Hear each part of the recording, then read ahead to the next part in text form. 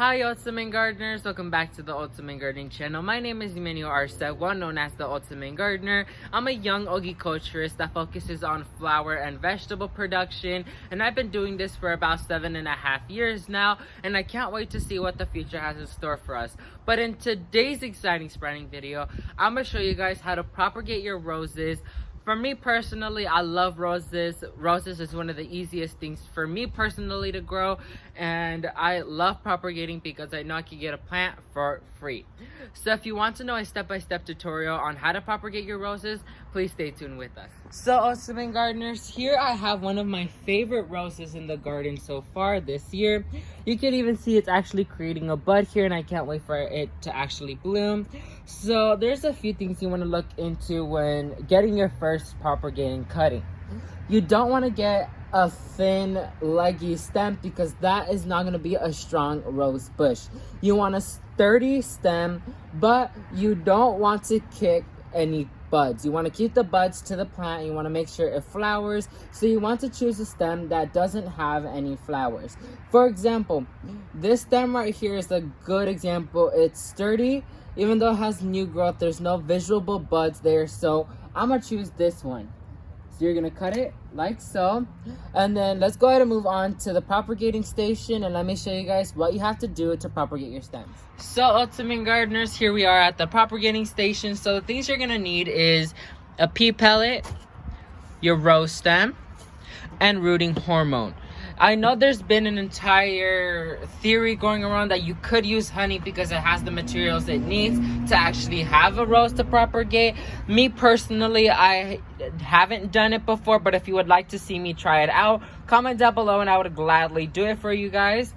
So here I have a pea pellet, which pea pellets are most recommended because it contains moisture, and propagation requires a lot of moisture, so that's a good thing. And it's a small little pellet, so which is amazing. So moving that aside, now I'm gonna show you guys how to go ahead and prepare your stem for propagation. First things first, you want to cut off the new growth. I know this is gonna be hard to do, but you don't want new growth because that takes up a lot of energy. Second of all, you want to go to the base, or where you're going to dip your stem in the rooting hormone, and cut any leaves that you see. You don't want a lot of leaves because once again it takes up a lot of energy. And then all these thorns you see, you want to take them off because that's where our root formations are going to come out of. So you want to take them out like so. So it could open a wound and it would enter the rooting hormone and activate it quickly. So that's how you're gonna do it. That's how I like to do it. You're gonna get your pea pellet. You're gonna make a little hole in the middle where your rose stem is gonna be inserted because you don't want to push it down or the rooting hormone's gonna go everywhere. So then you're gonna go ahead and get your rooting hormone, dip it in there like so, tap off the excess, put it in the pea pellet like so, and then pressure down to be around it like so. Very easy and very cheap to do. The pea pellets are like $3 something for 30. The rose bush, you could have an old rose bush when you come to your established home, or you could buy one. And the rooting hormone is like, we'll say $4 to $5, which is pretty darn cheap.